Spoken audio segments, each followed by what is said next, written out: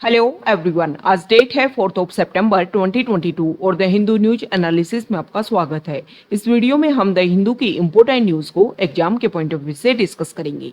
नीचे description box में Telegram channel Volcano IAS Academy का लिंक दिया हुआ है। आप Telegram channel Volcano IAS Academy के साथ में जुड़ सकते हैं। वहां पर हर exam means UPSC, state PCS and other exams के पॉइंट ऑफ व्यू से काफी इंपॉर्टेंट इन्फॉर्मेशन आप सभी के साथ में शेयर की जाती है। तो चलो स्टार्ट करते हैं। वीडियो को स्टार्ट करेंगे एक ज्योग्राफिकल मैप क्वेश्चन के साथ में। और आज आपका क्वेश्चन ये है कि कैटल आइलैंड को आपको मैप में व्यू करना है, फिर इससे रिलेटेड हर इंपॉर्टेंट फैक्ट्स को एंड इन्फॉर्मेशन को कमेंट बॉक्स में टाइप करना है। कल हमने आपसे क्वेश्चन पूछा था नीलगिरी हिल्स को लेकर के, तो नीलगिरी हिल्स को अगर हम मैप में व्यू करें, नीलगिरी हिल्स वेस्टर्न घाट का पार्ट है। नीलगिरी हिल्स जो है वो सर्दर्न इंडिया में 3 इंपोर्टेंट स्टेट्स के ट्राई जंक्शन पर लोकेटेड है। ये 3 स्टेट्स हैं Tamil Nadu, southern Karnataka and eastern Kerala. ये जो नीलगिरी हिल्स है वो वेस्टर्न घाट और ईस्टर्न घाट के मीटिंग पॉइंट पर लोकेटेड है। हाईएस्ट पीक है नीलगिरी हिल्स की डोडा बेटा, जो ऊटी एक टूरिज्म प्लेस है और उस टूरिज्म प्लेस से ऊटी से सिर्फ 4 किलोमीटर की डिस्टेंस पर लोकेटेड है डोडा बेटा। तो ये नीलगिरी हिल्स से रिलेटेड बेसिक फैक्ट्स जो हमारे एग्जाम के पॉइंट ऑफ व्यू से इंपॉर्टेंट है। द हिंदू को डिस्कस करने से पहले हम मेंटोरशिप प्रोग्राम के बारे में डिस्कस कर लेते हैं।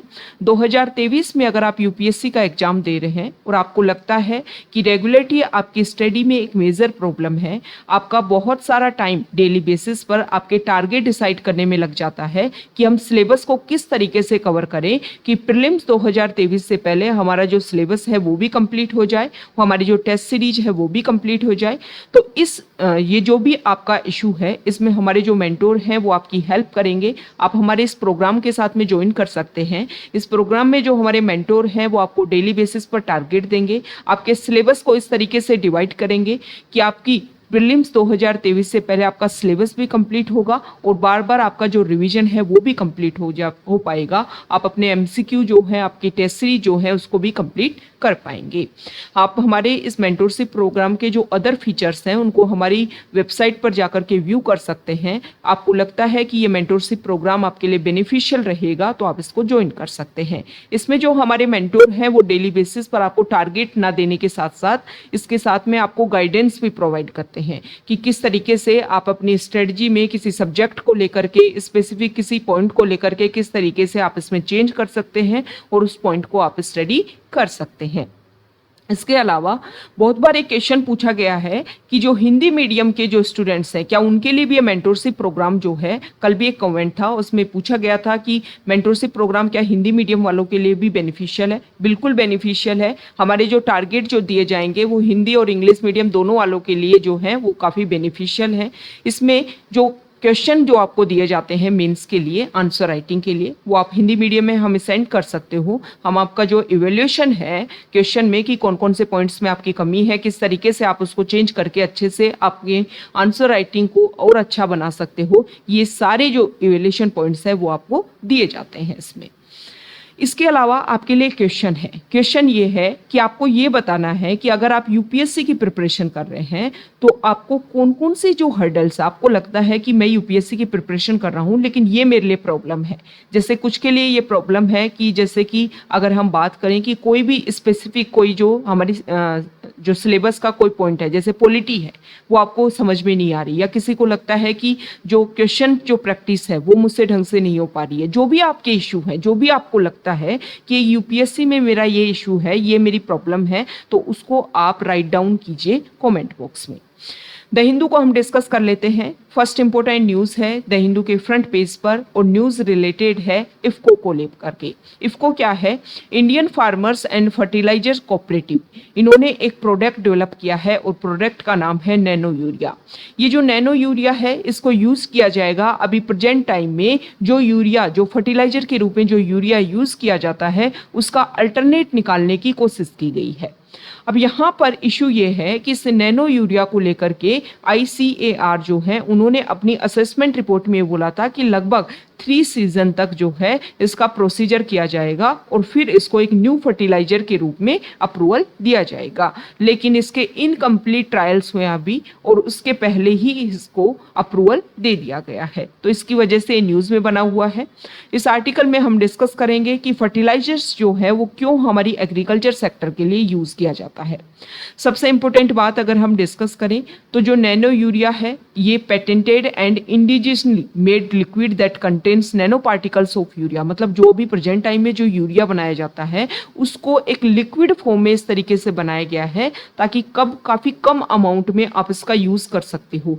पहले लगभग यहाँ पर ये बोला जा रहा है कि 45 किलोग्राम का जो एक सैक जो था यूरिया का इसको यूज़ किया जाता था और उसकी जगह पर अब सिर्फ ½ लीटर बोतल ऑफ द लिक्विड जो है उसको यूज़ किया, मतलब अल्टरनेट जो है वो काफ़ी ज़्यादा चीप तरीके से अवेलेबल करवाने की कोशिश की गई है ताकि जो इकोनॉमिक बर्डन जो है वो फार्मर्स के ऊपर भी एक तरीके से क्रिएट ना हो और जो गवर्नमेंट के ऊपर भी जो इकोनॉमिक बर्डन है वो भी क्रिएट ना हो। दूसरा जो है फर्टिलाइजर्स जो हमारी एग्रीकल्चर में एक इनपुट दिया जाता है उसका भी हम काफ़ी कम क्वांटिटी में उसको इनपुट दे सकें। कल भी हमने डिस्कस किया था कि जो राइस की जो कल्टीवेशन है, राइस का जो एरिया जहाँ पर शो किया जाता है चावल को, वो काफ़ी ज़्यादा कम दिखाई दिया है। पिछले साल से अगर हम कंपैरिजन करें तो डिक्रीज देखने को मिला है। जब इसका एक बेसिक रीजन पूछने की कोशिश की गई तो फार्मर्स ने ये बोला कि जो इनपुट है एग्रीकल्चर करने में वो काफ़ी ज़्यादा एक्सपेंसिव हो गया है, जिसकी वजह से काफ़ी कम लोगों ने काफ़ी कम एरिया में जो है वो अपनी एग्रीकल्चर जो प्रोडक्ट्स हैं उनको उगाने की कोशिश की है ताकि जो इकोनॉमिक बर्डन है उसको थोड़ा सा कम किया जा सके। तो इसी को स्लो डाउन करने के लिए, इसी को फार्मर्स को एक तरीके से हेल्प करने के लिए इफ्को ने ये जो प्रोडक्ट्स हैं उसको लॉन्च किया है। लेकिन इशू ये है कि जो एक प्रोसीजर होना चाहिए था उस प्रोसीजर से पहले ही इसको इम्प्लीमेंट करने की कोशिश की गई है। इस आर्टिकल में ये भी बताया गया है कि इंडिया जो है नैनो यूरिया को हम यूज़ करने लगेंगे तो अभी क्या है कि फर्टिलाइजर्स के सेक्टर में इंडिया जो है वो अदर कंट्री के ऊपर डिपेंडेंट है। ओके, तो यहाँ पर हम सेल्फ रिलायंट हो पाएंगे फर्टिलाइजर्स के सेक्टर में, हमें अदर कंट्री के ऊपर डिपेंडेंट नहीं रहना होगा। और अगर हम ऐसा कर पाते हैं तो 40,000 करोड़ जो है वो हमारी कंट्री रुपए बचा पाएगी, मतलब इतने रुपए जो है वो इंडिया सेव कर पाएगा। यहाँ पर ये बताया गया है कि देखो जो यूरिया है जो एक an inorganic compound and the crops main source of nitrogen के मेन सोर्स के रूप में इसको यूज़ किया जाता है यूरिया को। तो हमारी जो क्रॉप्स हैं उसके कल्टीवेशन में लगभग 2 बार तो इसका यूज़ किया ही जाता है। एक बार तो किया जाता है कि जब प्लांट जो है जिसका अर्ली स्टेज के टाइम में जब उगाना होता है, सीड्स को जब आप शो करते हो उस टाइम इसका यूज़ किया जाता है। और दूसरा टाइम होता है जब plant has sprouted A canopy of leaves and is approaching the reproductive phase of plant growth, उस टाइम जो है वो यूरिया यूज़ किया ही जाता है। नहीं तो ये देखने को मिलता है कि जो फार्मर्स हैं वो अनलिमिटेड तरीके से यूरिया का यूज़ किया जाता है। उनका ये मानना है कि जो प्रोडक्शन है उससे काफ़ी ज़्यादा इंक्रीज होगा। लेकिन टाइम टू टाइम हमारी गवर्नमेंट ने ये अवेयरनेस क्रिएट करने की कोशिश की है कि जो भी हम फर्टिलाइजर्स यूज़ करें उसको एक बैलेंस्ड नेचर में यूज़ किया जाए, उसको लेकर के पहले एक अवेयरनेस क्रिएट की जाए कि कितना फर्टिलाइजर जो है वो किस लैंड एरिया के लिए ज़रूरत है। बहुत सारे लैंड एरिया ऐसे हैं जहाँ पर अलग अलग माइक्रो न्यूट्रिएंट्स की कमी होती है, उसके बेसिस पर जो भी हमें इनपुट देना है वो उसके बेसिस पर दिया जाना चाहिए। और इसके लिए गवर्नमेंट ने कुछ स्कीम्स भी लॉन्च की थी। उन स्कीम के जो नेम है, जो हमने हमारी सोइल के हेल्थ को इम्प्रूव करने के लिए जो स्कीम लॉन्च की थी, उन स्कीम के नेम आपको कमेंट बॉक्स में बताने हैं। ओके, तो यहाँ पर ये हमने डिस्कस किया नैनो यूरिया के बारे में, नैनो यूरिया क्या है और जो किस तरीके से इसका अल्टरनेट जो है वो ढूंढने की कोशिश की जा रही है। अब हमारे लिए इम्पोर्टेंट है इफ्को, कि जो इफ्को जिसने नैनो यूरिया को बनाया है उससे रिलेटेड हम कुछ बेसिक फैक्ट्स अगर देखें तो हमारे इंडिया में जो भी बिगेस्ट कोऑपरेटिव सोसाइटीज़ हैं उनमें से एक है इफ्को। ठीक है, इफ्को जो है इसको 1967 में इसको एस्टेब्लिश किया गया था और कंप्लीटली हमारी इंडियन गवर्नमेंट के अंडर ये आता है। इफ्को का कंप्लीट नेम अगर हम देखें तो यहाँ पर इसको दिया हुआ है Indian farmers and fertilisers cooperative. Okay, next important article है कि आप सभी को पता है कि हमारे सेंट्रल जो दिल्ली है आप सभी को पता है हम नेशनल कैपिटल है, तो वहाँ पर सेंट्रल विस्टा जो प्रोजेक्ट है वो लॉन्च किया गया था, जिसमें हमारे इंडिया का जो राजपथ वाला एरिया है, जो हमारी पार्लियामेंट है, इसको दोबारा से रिज्यूनेट एंड रिनोवेट करने की बात रखी गई थी। तो इसमें जो राजपथ वाला जो एरिया है लगभग 2 किलोमीटर डिस्टेंस से कवर करता है, तो इसका जो न्यू लुक है इसको इनोग्रेट किया जाएगा 8 सितंबर को। हमारे प्राइम मिनिस्टर इसको इनोग्रेट करेंगे और नेक्स्ट डे से जो टूरिस्ट हैं उनके लिए भी इसको ओपन किया जाएगा। लगभग 20 मंथ्स का गैप रहा जब इस एरिया को एक तरीके से रिकंस्ट्रक्शन करने के लिए इस एरिया को रेगुलेट करने की कोशिश की गई थी। अब यहाँ पर सेंट्रल विस्टा प्रोजेक्ट के बारे में हम कुछ बेसिक फैक्ट डिस्कस करें, उससे पहले यहाँ पर बताया हुआ है कि जो राजपथ है उसमें किस तरीके से नई चीज़ें जो हैं वो इंस्टॉल की जाएंगी। यहाँ पर 16 स्टेट की जो इम्पोर्टेंट स्वीट्स हैं या इम्पोर्टेंट कुछ ऐसे जो प्रोडक्ट्स हैं, फूड प्रोडक्ट्स, उनको यहाँ पर इंस्टॉल किया जाएगा उनकी स्टॉल्स को, ताकि जो टूरिज्म सेक्टर है उसको ना सिर्फ इस एरिया को देखने का व्यू मिले, बल्कि हमारी कंट्री की जो डाइवर्सिटी है वो भी यहाँ पर उनको टेस्ट करने का मौका मिल सके। सेंट्रल विस्टा प्रोजेक्ट की अगर हम बात करें तो यहाँ पर देखो पिक्चर आपको शो कर रखी है। इस सेंट्रल विस्टा प्रोजेक्ट में हमने ये डिसाइड किया कि हमारा जो पार्लियामेंट है, सेंट्रल विस्टा प्रोजेक्ट में अगर हम बात करें तो Rashtrapati Bhavan, parliament house, secretariat जिसमें north and south block, India gate and national archives, ये सभी कंप्लीटेड हैं। तो इनमें जो मैक्सिमम जो हमारी बिल्डिंग्स हैं उनको चेंज करने की कोशिश की गई। इसमें डिसाइड किया गया कि जो हमारी जो पार्लियामेंट है उसको ट्रायंगुलर शेप में दोबारा से रिडेवलप किया जाएगा। सेंट्रल सेक्रेटरीट जो है उसको कॉमन तरीके से इंस्टॉल किया जाएगा। इसके अलावा अगर हम बात करें तो राजपथ एरिया जो है उसको रिवैम्प करने की इसमें बात रखी गई थी, और जो राजपथ एरिया जो Rashtrapati Bhavan to India gate तक एक तरीके से एक्सटेंडेड है। और इसके अलावा जो नॉर्थ और साउथ ब्लॉक हैं उनको म्यूजियम के रूप में रीपर्पज यहाँ पर उनका किया जाएगा। रीपर्पज के तहत जो नए तरीके से उनको इंस्टॉल किया जाएगा। तो ये जो भी सेंट्रल विस्टा प्रोजेक्ट के अंदर जो भी इंपॉर्टेंट बिल्डिंग्स आती हैं उनमें रिनोवेट करने की ये बात रखी गई थी। अब यहाँ पर हम बात करेंगे न्यू दिल्ली में जो राष्ट्रपति भवन, इन सबको किस तरीके से एस्टेब्लिश किया गया था। तो देखो यहाँ पर हम डिस्कस करें तो दिसंबर 1911 की बात है। दिसंबर 1911 की बात है। ब्रिटेन के वहाँ के नए किंग बनते हैं किंग जॉर्ज फाइव। अब उनका दिल्ली में जो है एक तरीके से जब उनकी कोरोनेशन होती है उसका सेलिब्रेशन करने के लिए दिल्ली में दिल्ली दरबार जो है ऑर्गेनाइज किया जाता है। और उसी टाइम में जब दिल्ली में विजिट होती है किंग जॉर्ज फाइव की, तो वो यहाँ पर अनाउंस करते हैं कि दिल्ली में जो है वो क्या किया जाएगा, मतलब जो अभी कैपिटल, उस टाइम तक कैपिटल जो है वो कलकत्ता थी इंडिया की, उसको दिल्ली जो है वो शिफ्ट किया जाएगा। और इसी के तहत यहाँ पर कुछ बिल्डिंग्स बनाने की जिम्मेदारी दी गई। और जिम्मेदारी में अगर हम बात करें तो लुटियंस को ये जिम्मेदारी दी गई। इसके अलावा हर्बर्ट बेकर जो है उनको ये जिम्मेदारी दी गई। ये जो हर्बर्ट बेकर है उन्होंने साउथ अफ्रीका में जो प्रिटोरिया है उसको एस्टेब्लिश करने में इम्पोर्टेंट रोल प्ले किया था। तो यहाँ पर अगर हम बात करें तो जो एडविन लुटियंस हैं उन्होंने कुछ अलग अलग जो हमारी बिल्डिंग्स हैं उनके बनाने में एक इम्पोर्टेंट रोल प्ले किया। जैसे कि अगर हम बात करें तो जो हमारा राष्ट्रपति भवन जो है उसकी डिज़ाइन जो है वो लुटियंस ने तैयार की। इसके अलावा अगर हम बात करें पार्लियामेंट हाउस की, तो पार्लियामेंट हाउस को लुटियंस प्लस बेकर दोनों ने मिलकर के तैयार किया था। बात करें हमारे जो नॉर्थ और साउथ ब्लॉक हैं तो उनको हर्बर्ट बेकर जो है उन्होंने उनकी डिज़ाइन तैयार की थी। तो ये कुछ इंपॉर्टेंट बिल्डिंग्स और उनको किस तरीके से वो आर्किटेक्चर एस्टेब्लिशमेंट में आया इसके बारे में कुछ basic facts.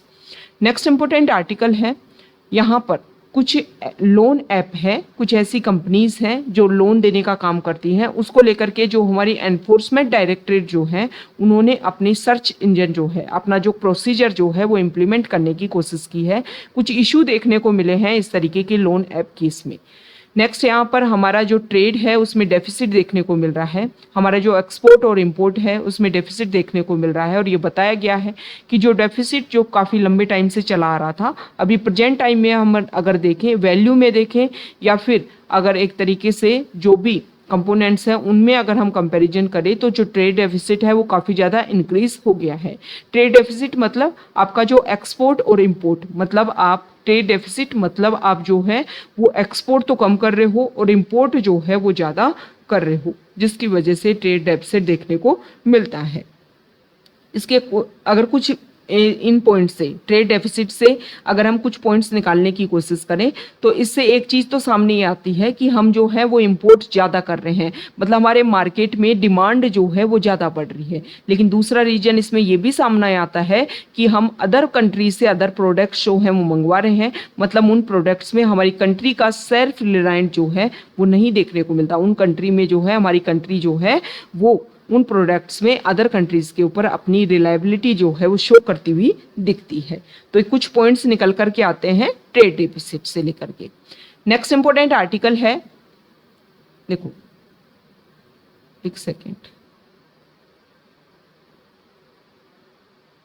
One second. Next यहाँ पर जो आर्टिकल है ये हमने डिस्कस कर ही लिया है राजपथ के बारे में। नेक्स्ट अगर हम बात करें तो पेज नंबर 7 पर, और यहाँ पर जो आर्टिकल है इसमें ये बता रखा है फर्स्ट सबसे पहले कि देखो अभी हमने देखा कि INS विक्रांत जिसमें मैक्सिमम पार्ट जो है वो इंडिजिनसली इंडिया ने तैयार किया है, 75% जो है वो इंडिया में है। हालांकि जो टेक्नोलॉजी है वो हमने अदर कंट्रीज से लेने की कोशिश की है। तो उसी तरीके से हमारे यहाँ इंडिया में जो फाइटर प्लेन जो है, जो यहाँ पर IAF लाइट कॉम्बैट एयरक्राफ्ट तेजस जो है उनकी ये पिक्चर है। एरो इंडिया 2021 इवेंट जो बेंगलुरु में हुआ था उस टाइम ये क्लिक की गई थी। तो यहाँ पर अब ये कोशिश की जा रही है कि हमारे इंडिया में जो फाइटर प्लेन जो है उनको बिगर और मोर कैपेबल तरीके से उनको रीडेवलप किया जाए। तो इसके लिए DRDO ने, डिफेंस रिसर्च और डेवलपमेंट ऑर्गेनाइजेशन ने टारगेट लिया है कि 2027 तक हम क्या करेंगे कि जो भी हमारी इस तरीके की फ्लाइट जेट प्लेन्स हैं उनकी टेस्टिंग जो है वो हम कंप्लीट करवा देंगे। यहाँ पर कैबिनेट कमेटी ऑन सिक्योरिटी ने सैंक्शन किया है कि जो भी हमारे एयरक्राफ्ट्स हैं, लाइट कॉम्बैट एयरक्राफ्ट्स, उनको लेकर के उनके डेवलपमेंट के लिए आप काम करो। आपका क्वेश्चन ये है, आपको ये बताना है कि DRDO जो है वो कहाँ पर एस्टेब्लिश है, मेन जो इनका हेडक्वार्टर है वो कहाँ पर लोकेटेड है और उसको कब एस्टेब्लिश किया गया था। नेक्स्ट इंपोर्टेंट आर्टिकल है नालसा। नालसा के नए हेड बनाए गए हैं जस्टिस चंद्रचूड़। तो यहाँ पर जो हमारी नई CGI बनी है UU ललित, उनकी जगह उन्होंने ली है DY चंद्रचूड़ ने। तो यहाँ पर नालसा के बारे में बता रखा है, NALSA national legal service authority. National legal service authority जो है उसको 1987 का एक एक्ट है, लीगल सर्विसेज अथॉरिटीज एक्ट, इसके अंडर इसको कॉन्स्टिट्यूट किया गया था नालसा को, ताकि हमारी सोसाइटी के जो वीकर सेक्शंस हैं उनको फ्री लीगल सर्विसेज प्रोवाइड करवाई जा सके। और हमारे जो CGI होते हैं वो नालसा के पैट्रन इन चीफ होते हैं, और सेकंड सीनियर मोस्ट जज जो होते हैं सुप्रीम कोर्ट के, वो इस अथॉरिटी के एग्जीक्यूटिव चेयरपर्सन होते हैं। ये इंपॉर्टेंट फैक्ट हो गया। क्वेश्चन आ जाते हैं इस तरीके से कि नालसा के पैट्रन इन चीफ कौन है। यहाँ पर आपको प्रेसिडेंट जो है वो ऑप्शन में दे दिया जाएगा। ओके, तो यहाँ पर जो DY चंद्रचूड़ की क्या जर्नी रही है एज ए जज जो है उसके बारे में यहाँ पर बता रखा है कि पहले वो एडवोकेट थे, फिर वो बॉम्बे हाई कोर्ट में जज बनते हैं, इलाहाबाद हाई कोर्ट में उन्होंने चीफ जस्टिस का रोल प्ले किया। इसके अलावा वो जो है इंडिया के एडिशनल सॉलिसिटर जनरल के रूप में भी उनको अपॉइंट किया गया था, उनको जज अपॉइंट करने से पहले। नेक्स्ट इंपॉर्टेंट आर्टिकल है, ये जो आर्टिकल है इसमें बता रखा है कि हैदराबाद जो है हमारे इंडिया की इंडिपेंडेंस 1947 में, लेकिन हैदराबाद का इंटीग्रेशन जो है वो हमारे इंडिया में 17 सितंबर 1948 में देखने को मिला था। तो इसी को सेलिब्रेट अब यहाँ पर किया जाएगा। तो यहाँ के जो यूनियन कल्चर मिनिस्टर हैं उन्होंने यूनियन गवर्नमेंट ने डिसाइड किया ना कि 75 ईयर ऑफ इंडिपेंडेंस को हम सेलिब्रेट करेंगे। तो यहाँ पर बताया गया है कि हैदराबाद जिसका मेन पार्ट थे अदर स्टेट्स में भी, हैदराबाद जो एक प्रिंसली स्टेट था उसके कुछ पार्ट जो हैं वो प्रेजेंट टाइम के इंडिया के अदर स्टेट्स में भी हैं। तो यहाँ पर यूनियन कल्चर मिनिस्टर जी किशन रेड्डी ने chief minister of Telangana, Karnataka, Maharashtra उनको लेटर लिखा है और उनको ये बोला है कि 17 सितंबर को हैदराबाद की जो इंडिपेंडेंस है उसको एक तरीके से सेलिब्रेट किया जाएगा और उसमें आप अपना पार्टिसिपेशन शो कर सकते हैं। यहाँ पर अगर हम बात करें हैदराबाद का लिबरेशन किस तरीके से हुआ, तो देखो 1947 के टाइम में जब इंडिया को यहाँ पर लिबरेशन दी गई, फ्रीडम दी गई, तो उस समय हमारे इंडिया में बहुत सारे प्रिंसली स्टेट थे, 500 से ज़्यादा प्रिंसली स्टेट थे। उनको ये पावर दी गई थी कि चाहे तो आप इंडिया के साथ जाओ, चाहे पाकिस्तान के साथ जाओ, और चाहे अपने आप को इंडिपेंडेंट रखो। तो यहाँ पर 3 प्रिंसली स्टेट्स, जिनकी वजह से काफ़ी ज़्यादा प्रॉब्लमेटिक देखने को मिला और उनको एक तरीके से इंटीग्रेशन करना जो है उनका काफ़ी ज़्यादा हार्ड रहा था। और इन 3 प्रिंसली स्टेट्स में है हैदराबाद, जूनागढ़ एंड कश्मीर। कश्मीर का तो आपको पता ही है कि आज तक वो इशू देखने को मिल रहा है।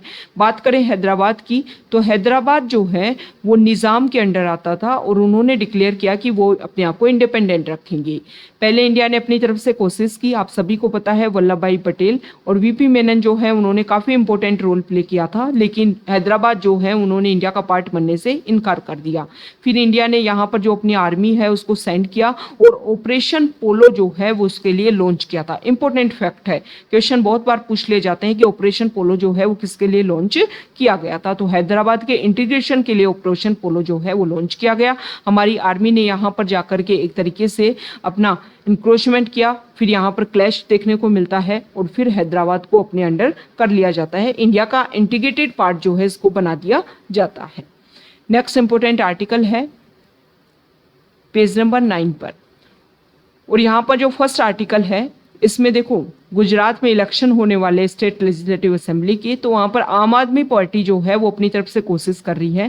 पहले तो उन्होंने मिनिमम सपोर्ट प्राइस जो क्रॉप प्रोडक्ट्स के लिए रहते हैं उनको इंक्रीज करने की कोशिश की। फिर उन्होंने अब बताया है कि जो सरपंच जो रहेंगे, अगर उनकी पार्टी वहाँ पर जीतती है तो सरपंच जो रहेंगे उनको फिक्स्ड सैलरी देने का उन्होंने प्रॉमिस करना स्टार्ट किया है। देखो ये जो इशू है ना, जैसे कि हम फ्री बाइज देने की बात की जा रही है और फ्री बाइज देने की बात की जा रही है, इसको लेकर के अभी प्रेजेंट टाइम में इशू भी चल रहा है। तो यहाँ पर जो पार्टीज जो इस तरीके के रेगुलेशन करने की कोशिश करती है, अब यहाँ पर पार्टी ने अपनी तरफ से प्रॉमिस करने की कोशिश किया, लेकिन हमारी इंडिया की पॉपुलेशन को लेकर के कोई इस तरीके के प्रॉमिस किए जाते हैं तो उनको फ्री बाइज में काउंट करने की बात की गई है कि इसकी वजह से वो क्या करते हैं, इफेक्ट करते हैं। अब इस तरीके के जो प्रॉमिस किए जा रहे हैं वो इसलिए तो किए जाते हैं ना कि जो भी पॉपुलेशन है वो आपकी तरफ अट्रैक्ट हो सके और आपको जिताने की कोशिश करवा सके। तो यहाँ पर अदर लोगों का अदर मानना है, ये भी बात रखी गई है कि आप जो हमारी नॉर्मल पॉपुलेशन है, जो हमारे एक तरीके से आम आदमी जो है, ठीक है, उनको लेकर के कोई प्रॉमिस किए जाते हैं, उनको रेगुलेट करने की कोशिश करते हो, लेकिन गवर्नमेंट जो है, जो हमारे बड़े बिजनेसमैन हैं, उनको एक तरीके से मनी प्रोवाइड करती है। पहले ही उनको एक तरीके से कुछ इंसेंटिव दे करके वो मनी प्रोवाइड किया जाता है और फिर टाइम के साथ में जो सारी जो मनी उनको जो भी उनको एक तरीके से लोन जो दे रखा है फिर वो माफ़ भी कर दिया जाता है। तो एक तरीके से आप ये बोलते हो ना कि जो हमारी जो आम लोग जो हैं उनको जब हम फ्री वाइज देने की कोशिश करते हैं तो वो इकोनॉमिक बर्डन जो है कंट्री के ऊपर क्रिएट होते हैं। लेकिन जो हमारे हायर सोसाइटी जी के लोग हैं, जिनको आप लोन देते हो गवर्नमेंट के द्वारा, जिनको लोन दिया जाता है और फिर उनको माफ़ कर दिया जाता है, तो क्या वो इकोनॉमिक बर्डन जो है वो क्रिएट नहीं होता हमारी कंट्री के ऊपर? तो ये जो भी इशू है इनके बीच में एक बैलेंस बनाने की ज़रूरत है, तभी जाकर के जो प्रॉब्लम है वो सॉल्यूशन उसका देखने को मिलेगा। ये जो आर्टिकल है बिल्किस बानो केस, उसमें जो एक तरीके से रेमिशन पॉलिसी को जो फॉलो किया गया उसी के बारे में यहाँ पर बता रखा है। कुछ वीमेन ने अपनी बात हमारे प्रेसिडेंट को एक लेटर लिख करके बोला है कि ये जो रेमिशन पॉलिसी फॉलो की गई है गुजरात गवर्नमेंट के द्वारा, इसको दोबारा से रिव्यू किया जा सके और जो भी एक रिजल्ट है उसको दोबारा से यहाँ पर रखा जा सके, क्योंकि ये जो क्राइम जो था वो काफ़ी हीनियस क्राइम था और हमारी जो सोसाइटी है इसकी वजह से, इस क्राइम की वजह से काफ़ी ज़्यादा इफेक्ट देखने को मिलेगा, काफ़ी ज़्यादा प्रोटेस्ट देखने को मिलेगा। तो इस हीनियस क्राइम को, जो भी इसमें लोगों का जो इन्वॉल्वमेंट था, उसको यहाँ पर रेगुलेट करने की और दोबारा से इस इशू को दोबारा से रिव्यू करने की ज़रूरत है। नेक्स्ट यहाँ पर जो आर्टिकल है, हमारे जो प्रेसिडेंट हैं उन्होंने आईआईटी दिल्ली का जो यहाँ पर डायमंड जुबली सेलिब्रेशन के टाइम में कुछ इम्पोर्टेंट बात बोली। उन्होंने बोला कि आईआईटी ने हमारे इंडिया के एस्टेब्लिशमेंट में और हमारे ग्रोथ एंड डेवलपमेंट में इम्पोर्टेंट रोल प्ले किया है। इंडियन इंस्टीट्यूट ऑफ टेक्नोलॉजी ने, जो भी इम्पोर्टेंट इंस्टीट्यूशंस हैं उन सभी ने, उन्होंने बोला कि प्रेजेंट टाइम में क्लाइमेट चेंज एक मेजर इशू है, तो आईआईटी इस तरीके से डेवलपमेंट करे, इस तरीके से नए नए इनोवेशन लेकर के आए, कुछ ऐसी टेक्नोलॉजी डेवलप करें ताकि क्लाइमेट चेंज इशू को हम सॉल्व सॉल्व कर सके। और इसके अलावा अगर हम बात करें तो जो हमारे SDG गोल्स हैं जिनके लेकर के 2030 तक हमारे टारगेट्स हैं उनको भी हम क्या कर सके, अचीव कर पाएं। नेक्स्ट इंपॉर्टेंट आर्टिकल है, ये एक बुक रिलीज की गई है और इस बुक में ये बताया गया है कि हमारा जो इंडिपेंडेंस का जो टाइम था उसमें ना सिर्फ हमारे इंडिया की सोसाइटी में जो मैन हैं उनका पार्टिसिपेशन देखने को मिला, हमारे इंडिया की जो सोसाइटी में जो वीमेन हैं उन्होंने भी काफ़ी अपना इम्पोर्टेंट रोल प्ले किया। और उसी के बारे में इस आर्टिकल में, इस बुक में यहाँ पर बात लिखी हुई है कि बहुत सारी जो वीमेन हैं उनका क्या पार्टिसिपेशन रहा, किस तरीके से उन्होंने अपना इन्वॉल्वमेंट रखा, इन सभी के बारे में यहाँ पर बताया हुआ है। नेक्स्ट इंपॉर्टेंट आर्टिकल है पेज नंबर 10 साइंस पेज पर, और यहाँ पर यह बताया हुआ है कि देखो एक इम्पोर्टेंट आर्टिकल है। इस आर्टिकल में बताया हुआ है कि हमारे इंडिया में बहुत सारे प्लांट्स की जो स्पीसीज हैं वो रेयर लेवल पर दिखाई देने लगी हैं। क्लाइमेट चेंज का इस तरीके का इश्यू देखने को मिला है कि बहुत सारे ट्रीज जहाँ पर वो नेचुरल तरीके से ग्रो करते थे उस एरिया में वो नेचुरल तरीके से अपने आप को ग्रो नहीं कर पा रहे हैं। यहाँ पर ये देखने को मिल रहा है कि मंकी पॉक्स जो एक तरीके से वैसे तो 1958 के टाइम में फर्स्ट टाइम इसको डिटेक्ट कर लिया गया था, लेकिन अभी दोबारा से इसके केसेस ज़्यादा देखने को मिल रहे हैं। तो अभी मंकी पॉक्स वायरस के न्यू सब लीनिएज जो हैं वो इमर्ज होकर के सामने आ रही है। ओके, नेक्स्ट इंपॉर्टेंट आर्टिकल है FAQ पेज पर, और यहाँ पर जो फर्स्ट आर्टिकल है इस आर्टिकल में तीस्ता सीतलवाड़ जो एक अभी उनको अरेस्ट किया गया था उसके बाद में जो गुजरात ATS है उनके द्वारा, तो यहाँ पर डिमांड की जा रही थी कि जो वीमेन को आपने अरेस्ट किया है उनको आपको छोड़ा जाए। तो यहाँ पर बेल का जो प्रोसीजर है और वीमेन को लेकर के क्या स्पेशल प्रोविज़न है उनके बारे में इस आर्टिकल में बताया गया है। सबसे पहले तो यहाँ पर CRPC की जो सेक्शन है, CRPC का सेक्शन 437 जिसके अंडर अरेस्ट किया गया था उसके बारे में बताया गया है कि देखो नॉन बेलेबल जो ऑफेंस होते हैं उसके अंडर CRPC का ये जो सेक्शन है deals with bail in case of non bailable offence. Non bailable जो ऑफेंस है उसमें डील को लेकर के रेगुलेट करता है ये सेक्शन। इसमें बताया गया है कि a person shall not be released on bail if there is a reasonable ground to believe that he has committed an offence punishable with death और लाइफ इम्प्रिजनमेंट। अगर किसी पर्सन ने ऐसा क्राइम कर दिया है कि उसमें ये पनिशमेंट देखने को मिलेगा तो उसको बेल नहीं मिलेगी। अगर कोई पर्सन जो है previously been convicted for an offence punishable with death, life imprisonment or for a term of 7 years or more, or been convicted on 2 or more occasion on other offenses। मतलब एक से ज़्यादा क्राइम में कोई person involve है या फिर ये माना जा रहा है कि पनिशमेंट में ये सारी चीज़ें मिलेगी, लाइफ इम्प्रिजनमेंट, डेथ या फिर 7 साल की सज़ा, तो उनको क्या किया जाएगा, यहाँ पर जो है उनको बेल नहीं दी जाती है। लेकिन यहाँ पर एक प्रोविज़न रखा गया है कि अगर कोई पर्सन जो है वो 16 एज से कम का है, कोई वीमेन है इसमें इन्वॉल्व या फिर कोई सिक है या कोई इन्फर्म है तो इसको लेकर के बेल दी जा सकती है। तो वीमेन को यहाँ पर कुछ छूट दी गई है। कुछ अदर प्रोविज़न भी है जो वीमेन को लेकर के एक तरीके से फेवरेबल कंडीशन प्रोवाइड करते हैं।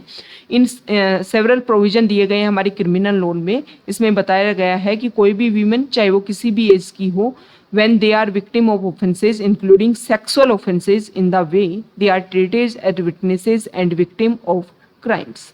There are also some provision relating to women when they are made and accused and arrested. For instance, when a police officer, देखो जब किसी पर्सन को एक तरीके से इंटेरोगेट करवाना होता है या एक तरीके से उसको क्या करना होता है, उसको अरेस्ट करना होता है, तो उसको लेकर के जो एक पर्सन जो है, एक मैन जो है, उसको अरेस्ट किया जा सकता है।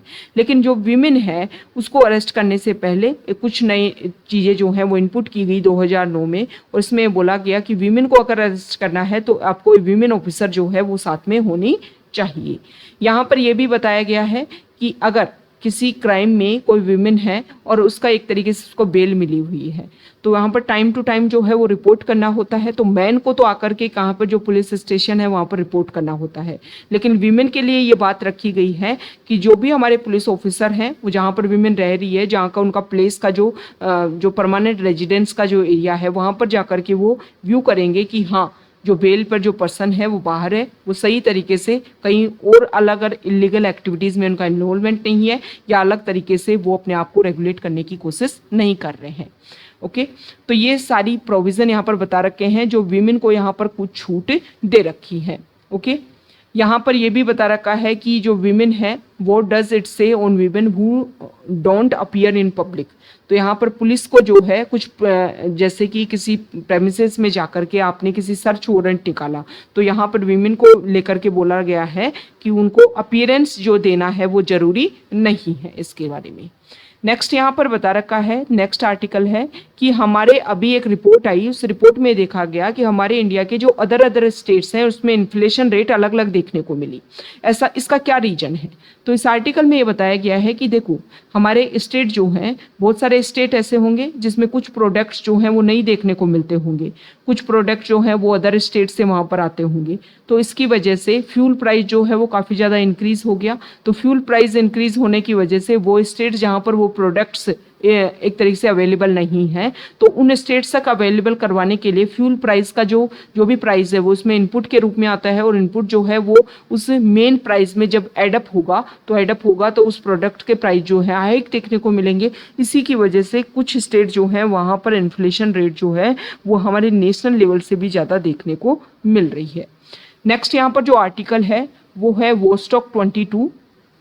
वोस्टॉक 22 हमारे जो रशिया का जो ईस्टर्न पार्ट है वहाँ पर मिलिट्री जो ड्रिल्स हैं वो हो रही हैं, मिलिट्री एक्सरसाइज कंडक्ट हो रही हैं। इसमें इंडिया, चाइना, इसके अलावा अदर कंट्री जो हैं वो भी इसमें पार्टिसिपेट कर रहे हैं। इंडिया जो है वो इसमें पार्टिसिपेट कर रहा है। हालांकि इंडिया ने जो नेवी ड्रिल्स है उसके लिए मना कर दिया है, उसके बारे में भी अभी हम डिस्कस करेंगे। इंडिया ने देखो रशिया और यूक्रेन वॉर चल रहा है, इंडिया को लेकर के एक बैलेंस बनाने की वेस्टर्न कंट्रीज ने हमेशा कोशिश की, लेकिन इंडिया ने अपने इंडिपेंडेंट पॉलिसी को यहाँ पर फॉलो किया। इंडिया का ये मानना है कि हम चाहते हैं कि हमारा बैलेंस रहे। इंडिया जो है वो वेस्टर्न कंट्रीज के साथ में मिलकर के क्वाड ग्रुप की जो मीटिंग है उसमें पार्टिसिपेट कर रहा है, इंडो पैसिफिक ओशियन के फ्री और ओपन एरिया के लिए काम कर रहा है, लेकिन रशिया के साथ में भी अपने बैलेंस नेचर को फॉलो कर रहा है। जैसे यूनाइटेड नेशन में जब एक तरीके से इस तरीके की लॉ लाने की कोशिश की जा रही थी कि रशिया को रेगुलेट करने के लिए कुछ पॉलिसी जो है इम्प्लीमेंट हो, तो वहाँ पर जो इंडिया है उन्होंने यहाँ पर उन पॉलिसी को सपोर्ट करने की कोशिश नहीं की थी। इसके अलावा जो भी ऑयल का जो इंपोर्ट है वो इंडिया ने रेगुलर रखा रशिया के साथ में, और इसको रेगुलेट करने की कोशिश भी की, लेकिन इंडिया ने अपने लेवल पर कि हम अपनी कंट्री के इंटरेस्ट के अकॉर्डिंग अपने जो रिलेशन है वो मेंटेन करेंगे। तो इंडिया यहाँ पर बैलेंस बनाने की कोशिश कर रहा है। इंडिया ये भी चाहता है कि रशिया और चाइना की जो रिलेशन है वो काफ़ी ज़्यादा एक तरीके से नज़दीक दिख रहे हैं, क्लोज रिलेशन दिख रहे हैं, और इंडिया चाइना के साथ में अपने बॉर्डर रिलेशन को मेंटेन करना चाहता है। इसलिए भी इंडिया रशिया के साथ में अपने जो रिलेशन है वो मेंटेन रखने की कोशिश कर रहा है, ताकि चाइना के साथ में रिलेशन को जो भी इशू है उनको सॉल्व किया जा सके। दूसरी प्रॉब्लम ये है कि नेवी ड्रिल्स के लिए इंडिया ने ये इसलिए मना कर दिया कि यहाँ पर ये जो नेवी ड्रिल्स हैं इस एक्सरसाइज के अंडर वो कंडक्ट करवाए जाएंगे। अगर हम बात करें तो यहाँ पर कुरिल आइलैंड्स, ये जो कुरिल आइलैंड्स हैं वो रशिया और जापान के बीच में डिस्प्यूटेड एरिया है। जापान इस पर अपना क्लेम करता है, रशिया अपना क्लेम करता है। तो यहाँ पर इस सी में सी ऑफ ओकोस जो है यहाँ पर ये कंडक्ट करवाया जाएगा, और इंडिया जो है वो जापान के साथ में अपने रिलेशन को मेंटेन करने की कोशिश कर रहा है। हमारे अच्छे रिलेशन है तो उनको खराब क्यों किए जाएं। तो यही रीजन है, इसी रीजन की वजह से जो है वो इंडिया ने नेवी ड्रिल्स में पार्टिसिपेट करने से मना कर दिया है। मतलब इंडिया जो है वो सभी कंट्रीज के साथ में वो रिलेशन मेंटेन करता है कि जिसकी वजह से अदर कंट्रीज के साथ में जो रिलेशन है वो इफेक्ट ना हो, स्पेसिफिक उस कंट्रीज के साथ में हमारी जो रिलेशन है वो अच्छे से मेंटेन रह सके। मतलब हमारी कंट्री के इंटरेस्ट के लिए इंडिया जो है वो सबसे ज़्यादा यहाँ पर फोकस कर रहा है। ओके, तो ये आज का हमारा द हिंदू न्यूज़पेपर का डिस्कशन था। अगर आप यहाँ तक आए हैं, वीडियो आपको अच्छा लगा है तो प्लीज़ वीडियो को लाइक कीजिए, शेयर कीजिए और चैनल को सब्सक्राइब कीजिए। Okay, thank you.